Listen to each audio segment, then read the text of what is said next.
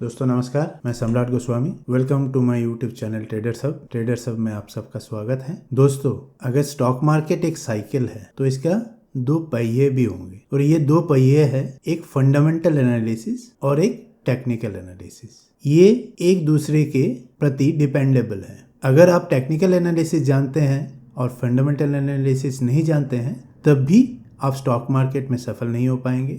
और अगर fundamental analysis जानते हैं लेकिन टेक्निकल एनालिसिस नहीं जानते हैं, तब भी आप इस सफ़र में सफल नहीं हो सकते। ये दोनों एक दूसरे के परिपक्ष है। तो आज इस वीडियो में हम इस साइकिल के पहला पहिया फंडामेंटल एनालिसिस के बारे में डिस्कशन करेंगे। तो फंडामेंटल एनालिसिस क्या है, क्यों इसको यूज करना है और इसका जरूरत क्या है स्टॉक मार्केट में। जैसे मैंने पहले बोला आपको कि दोनों की ही सबसे ज्यादा जरूरत है। तो आज इस बारे में हम जानेंगे कि फंडामेंटल एनालिसिस क्या होता है और कैसे होता है। तो जैसे ही हम नाम से ही समझ रहे हैं, फंडामेंटल यानी हम अगर कोई स्टॉक खरीदते हैं तो हमें ये जानकारी होना चाहिए कि ये स्टॉक का भविष्य क्या है, इसका अतीत क्या था और आगे जाके कैसे ये परफॉर्म करेगा। तो ये फंडामेंटल एनालिसिस वही चीज दर्शाता है, यानी उस स्टॉक का एक तरह का स्कैनर का काम करता है। उस कंपनी का एक स्कैनर की तरह फंडामेंटल एनालिसिस हम करते हैं। हम स्कैन करते हैं कंपनी के,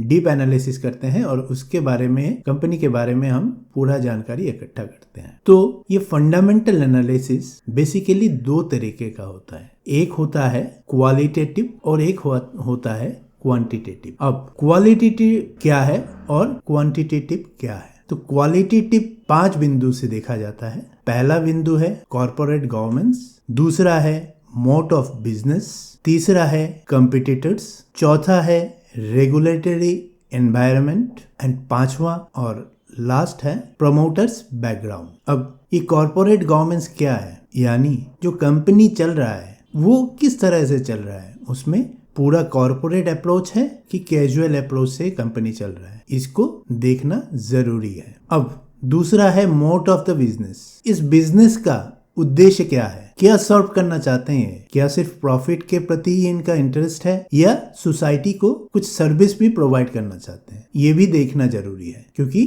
खाली अगर प्रॉफिट मोटिव होता है तो वो बिजनेस ज्यादा दिन तक चलने का चांसेस कम होता है। लेकिन प्रॉफिट के साथ साथ इस सोसाइटी, इस समाज को कुछ देने का अगर सोचते हैं, तब जाके लोगों का एंगेजमेंट उस कंपनी के प्रति बढ़ता है और वो कंपनी लाइफ लॉन्ग, बहुत लंबे अरसे तक काम करने के काबिलियत रखता है। तो इसके लिए मोड ऑफ द बिजनेस भी समझना जरूरी है। अब तीसरा है कंपटीटर्स लैंडस्केप। अब जो बिजनेस आपने चूज किया है, जिस बिजनेस में आप इन्वेस्ट करना चाहते हैं, आपको उस बिजनेस का कंपटीटर्स को भी देखना पड़ेगा कि आपने XYZ स्टॉक को सिलेक्ट किया है, उसका कंपटीटर्स कौन है। उससे कोई बहुत अच्छा कंपनी आपसे तो नहीं छूट रहा है, या वो कंपटीशन में, वो जो इस बिजनेस में है उस कंपटीशन में वो आगे है कि नहीं, उसका कंपटीटर्स कौन है जो उसको चैलेंज कर सकता है। तो ये भी देखना जरूरी है। चौथा है रेगुलेटरी। वो ऐसा कुछ बिजनेस तो नहीं कर रहा है जो गवर्नमेंट के नजर में इलीगल है। ऐसा कुछ बिजनेस तो नहीं है कि बाद में जाके गवर्नमेंट अगर कुछ इश्यूज क्रिएट होता है तो उसको बंद भी कर सकती है। ऐसा तो कुछ नहीं है कि वो आउट ऑफ इंडिया काम कर रहा है और ऐसे देश में काम कर रहा है जहाँ पे इंस्टेबिलिटी है, जैसे सीरिया हो गया, लीबिया हो गया। अगर आप इस तरह के कंपनी में इन्वेस्ट करते हैं तो आपको हर समय ये चिंता रखना पड़ेगा कि कहीं उस रेगुलेटरी अथॉरिटी का डायरेक्ट इम्पैक्ट आपके कंपनी के ऊपर तो नहीं आ रहा है। तो ये भी देखना जरूरी है। और पांचवा जो अंतिम विषय है वो है प्रमोटर्स। जो इस कंपनी के डायरेक्टर्स है, मैनेजिंग डायरेक्टर्स है, इनका बैकग्राउंड क्या है, क्या इनको पहले बिजनेस करने का बहुत अच्छा एक्सपीरियंस है, ये कितने साल से बिजनेस में है, कहीं ये नए तरीके से तो बिजनेस नहीं कर रहे हैं, इनका एक्सपीरियंस क्या है। तो ये जो 5 कारण है, ये जो 5 चीज है, इसमें अब क्वालिटेटिव एनालिसिस जब करेंगे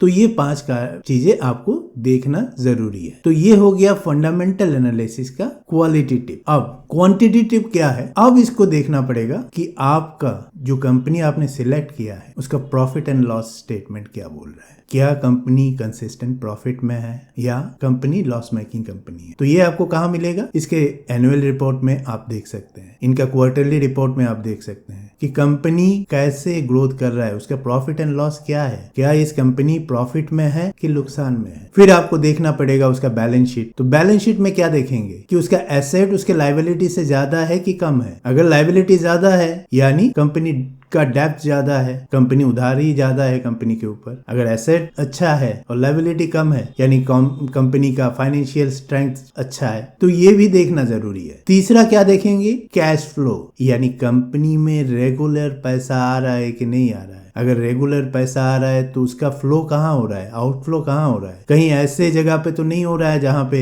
नहीं होना चाहिए। कहीं कंपनी अपना जो कैश ला रहा है वो सिर्फ लोन का इंटरेस्ट चुकाने में तो नहीं जा रहा है, उससे उसका डेवलपमेंट वर्क हो रहा है कि नहीं हो रहा है। तो इस तरीके के बहुत सारे एनालिसिस हम कैश फ्लो स्टेटमेंट देख के भी करते हैं। यानी यहाँ पे आपको 3 चीज में ध्यान देना है, उसका profit and loss, balance sheet and cash flow statement. यानी क्वालिटेटिव में भी हमको देखना है और क्वांटिटेटिव में भी हमको देखना है। और इन दोनों के एनालिसिस करने के बाद ही आप कोई स्टॉक सिलेक्ट करते हैं या रिजेक्ट करते हैं। तो इस वीडियो में आज इतना ही, बाकी चीजों का डिटेल वीडियो हम लेके आएंगे बहुत जल्द आपके सामने। तो आज के लिए इतना ही। Thank you very much.